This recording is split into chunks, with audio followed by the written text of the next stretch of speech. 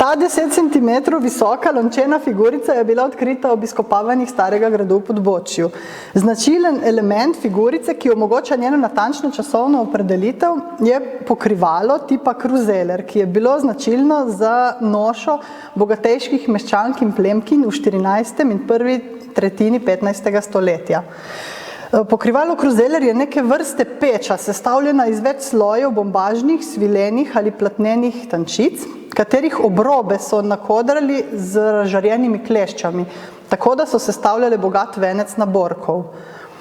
Figurica je uvožena iz delavnic Južne Nemčije, najverjetneje iz Nürnberga. Bila pa je najverjetneje krstno darilo botra svojemu krščencu, v okroglo vdolbino pa je bil vstavljen novec. Bronast amulet so priložili pokojnici v grob kot pridatek, ki jo je pospremil v onostranstvo.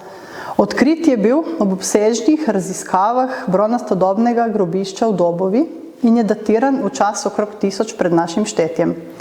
Izdelan je iz tanke bronaste pločevine, na vrhu pa ima predrtino, skozi katero so ga obesili oziroma našili na oblačilo. Silhueta, obeska, ponazarja stilizirano podobo ženske, ki rojeva. Sorodne podobe poznamo iz mnogih kultur, kjer ponazarjajo stvarjenje in kozmos.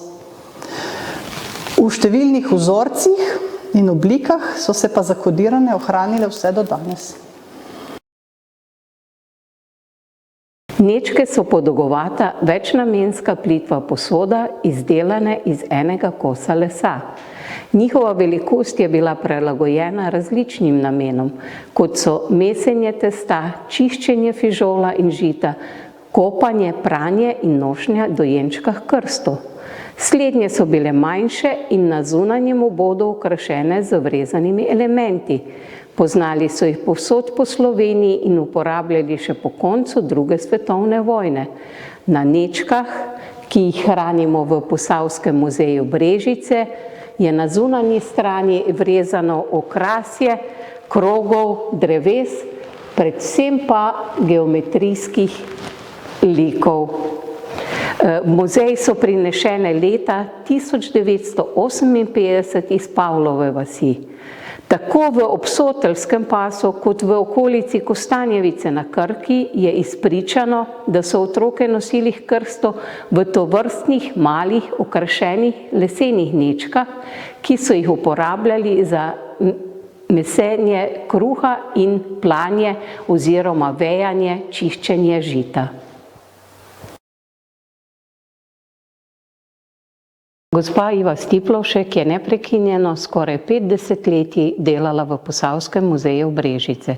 Kot muzejska pedagoginja in muzealka je s srčno predanostjo, širokim znanjem in prijaznimi besedami, vljudno vabljeni, nič siljeni, mnogotere obiskovalce popeljala na muzejski sprehod skozi dediščino Posavja.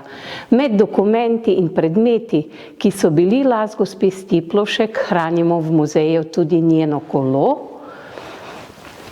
Z njim se je peljala po Brežicah na izlet in v obisk v Kostanjevico na Krki, v Krško, Mokrice in naprej do hrvaškega Samoborja. Kolo je pozneje podarila svoji sodelavki Jožici Strašek, rojeni Cetinski, ki se je vse do upokojitve v 80. letih 20. stoletja z njim vozila v službo v Posavski muzej Brežice.